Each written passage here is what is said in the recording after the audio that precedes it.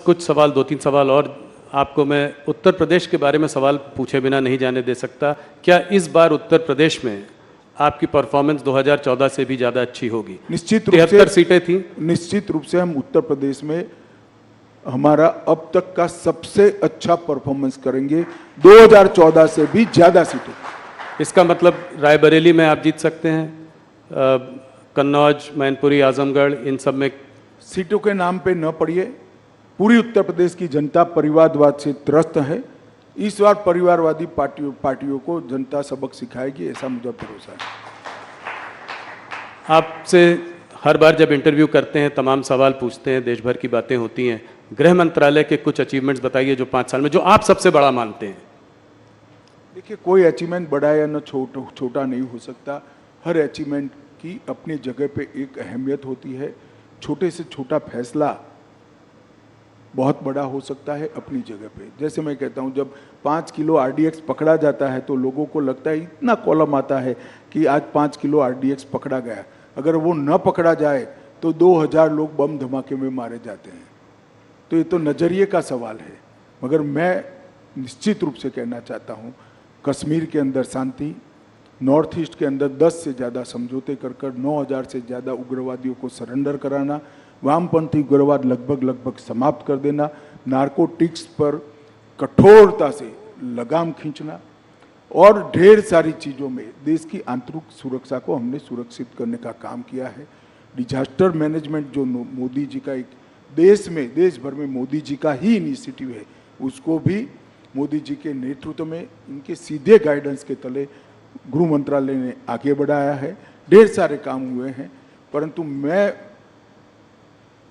देश की जनता को एक ही बात कहना चाहता हूं, चाहे समाज कल्याण विभाग हो, चाहे रक्षा मंत्रालय हो, चाहे गृह मंत्रालय हो, चाहे वित्त मंत्रालय, हर मंत्रालय में आज़ादी के 75 साल में अगर सबसे अच्छा परफॉर्मेंस हुआ है तो ये 10 साल में हुआ है।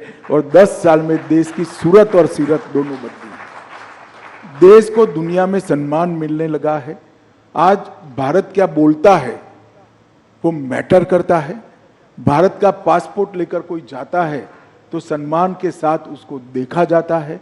और भारत के भविष्य पर न केवल भारतीय, पूरी दुनिया को विश्वास है कि आने वाले 25 साल भारत के 25 साल है। मोदी जी जब देश की जनता का आशीर्वाद लेने आए हैं, तब हमारे पास 10 साल का ट्रैक रिकॉर्ड भी है और 25 साल का एजेंडा भी है। विपक्ष के पास ना ट्रैक रिकॉर्ड है, ना एजेंडा है, ना नेता है, ना नीति है।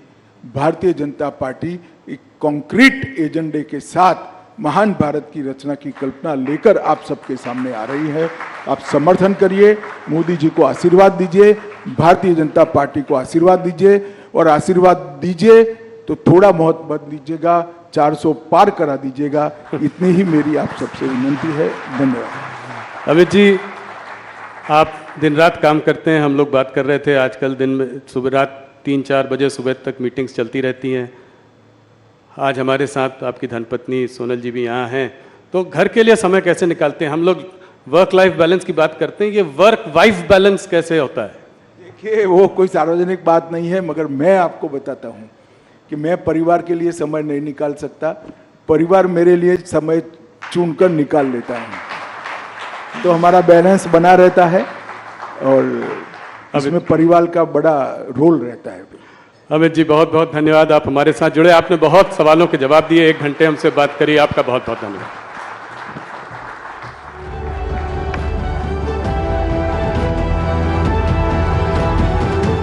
Thank you so much, Honorable Home Minister. Ladies and gentlemen, let's have a huge round of applause for our esteemed guest this afternoon. In fact, he took the time to rumors and dismissed all criticism around the contentious Citizenship Amendment Act.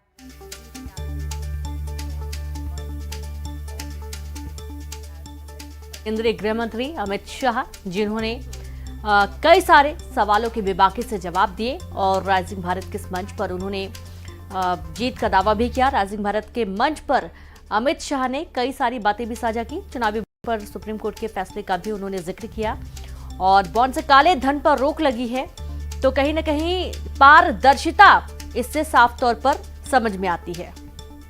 लगातार हालांकि इस bond को लेकर सवाल उठते रहे हैं और इस पर अमित शाह ने क्लियर किया है कि ये बहुत सही निर्णय रहा और आप ये देखेंगे कई सारे जो करंट में मुद्दे हैं उन पर भी उन्होंने बेबाकी से अपनी राय रखी है। राइजिंग भारत के मंच पर आप अमित शाह को सुन रहे थे और ये देखिए कि सीएए जो कि कई लोगों के मन में एक भ्रांति है कि इससे उनकी नागरिकता जा सकती है, नुकसान हो सकता है, लेकिन सीएए से किसी की भी नागरिकता नहीं जाएगी, ये भी स्पष्ट किया गया है न्यूज़ 18 के माध्यम से। और सीएए चूंकि विपक्ष इस मुद्दे को काफी गहनता से उठाने की भरपूर कोशिश कर रहा है, लेकिन इस वक्त अमित शाह को आप सुन रहे थे जिनका ये कहना है कि सीएए से किसी को भी कोई नुकसान नहीं होगा, किसी की भी नागरिकता नहीं जाएगी। देश में जितने भी लोग हैं सभी देश के नागरिक हैं और ये नुकसान नहीं करेगा किसी की भी नागरिकता को लेकर।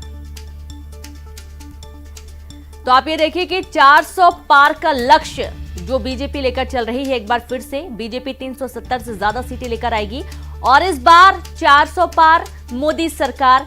लगातार बीजेपी ये नारा देती आ रही है और एक बार फिर राइजिंग भारत के मंच से भी केंद्रीय गृह मंत्री अमित शाह ने लक्ष्य 400 पार का जिक्र किया।